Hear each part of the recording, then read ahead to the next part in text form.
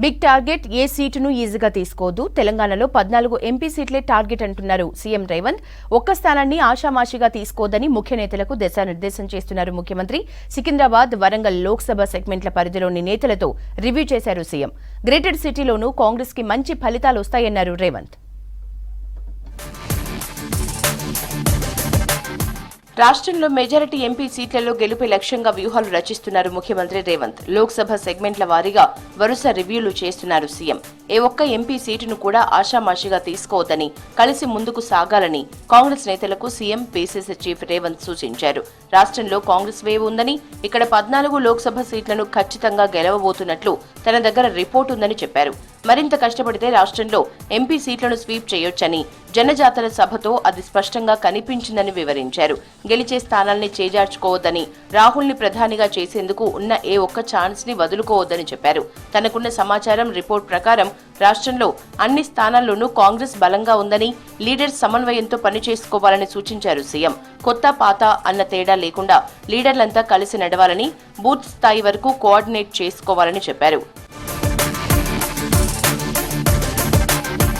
నిన్న హైదరాబాద్ జూబ్లీహిల్స్ లోని నివాసంలో వరంగల్, సికింద్రాబాద్ లోక్సభ స్థానాలపై రివ్యూ మీటింగ్ నిర్వహించారు సీఎం రేవంత్. విడివిడిగా నిర్వహించిన ఈ సమావేశాల్లో మంత్రి కొండా సురేఖ, ప్రభుత్వ సలహాదారు వేం నరేందర్ రెడ్డి, ఎంపీ అభ్యర్థులు దానం నాగేందర్, కడియం కావ్య, జీహెచ్ఎంసీ మేయర్ విజయలక్ష్మి, ఎమ్మెల్యేలు, ముఖ్య నేతలు పాల్గొన్నారు.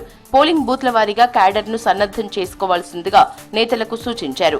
నామినేషన్ల కన్నా ముందే బూత్ లెవెల్ కమిటీలు వేసుకోవాలని, ఒక్కో కమిటీలో 10 మంది వరకు స్ట్రాంగ్ నేతల్ని నియమించుకోవాలని చెప్పారు. ఎప్పటికప్పుడు మీటింగ్లు పెట్టుకుని కోఆర్డినేట్ చేసుకోవాలన్నారు.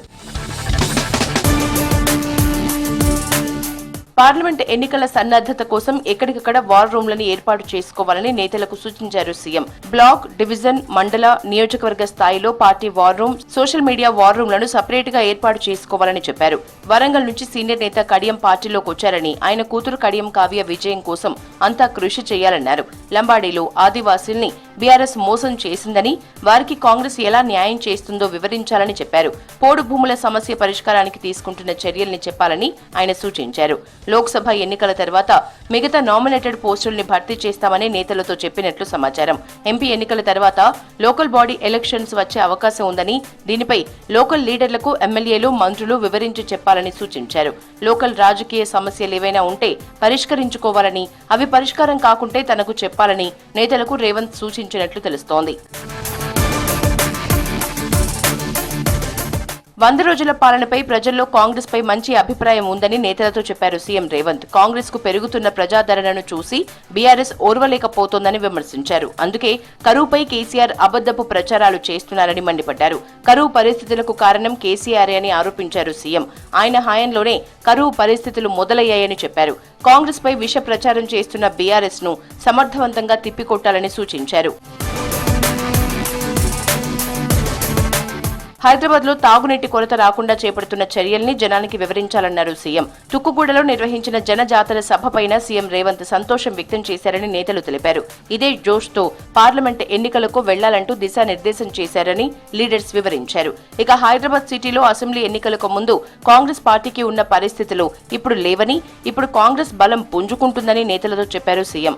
హైదరాబాద్ సిటీలోనూ బీఆర్ఎస్ పార్టీ పని అయిపోయిందని, కాంగ్రెస్ వైపే సిటీ ప్రజలు ఉన్నారని తెలిపారు. ఇప్పుడు చాలా మంది పార్టీలో చేరుతున్నారని, ఇప్పటికే మేయర్ చేరారని, బీఆర్ఎస్ ఎమ్మెల్యేలు చేరేందుకు రెడీ అవుతున్నారని సీఎం చెప్పినట్లు సమాచారం. సికింద్రాబాద్ సెగ్మెంట్ పరిధిలోని సికింద్రాబాద్ కంటోన్మెంట్, ఖైరతాబాద్, జూబ్లీహిల్స్, అంబర్పేట్ సెగ్మెంట్లలో ముస్లింలతో పాటు క్రిస్టియన్లు ఎక్కువగా ఉన్నారని, వారి ఓట్లపై ఫోకస్ చేయాలని పార్టీ నేతలకు సీఎం సూచించినట్లు సమాచారం. కాంగ్రెస్ ప్రకటించిన జాతీయ మేనిఫెస్టో 5 న్యాయ్ 25 గ్యారంటీస్ ని ఇంటింటికి తీసుకువెళ్లాలని పార్టీ నేతలకు దిశానిర్దేశం చేశారు సీఎం రేవంత్. మేనిఫెస్టోలోని అన్ని అంశాల్ని ప్రజలకు విడమరిచి చెప్పాలన్నారు. ముఖ్యంగా మహిళలు, నిరుద్యోగులు, రైతుల కోసం ప్రకటించిన హామీలను వివరించాలన్నారు. మహిళలకు ఏడాదికి 1,00,000 సాయం తెలియజేయాలని చెప్పారు. అంతేకాకుండా రాష్ట్రంలో ఇప్పటికే 6 గ్యారంటీలను అమలు చేస్తున్నామని, త్వరలో అమలు చేయనున్న హామీలను వివరించి చెప్పాలన్నారు రేవంత్.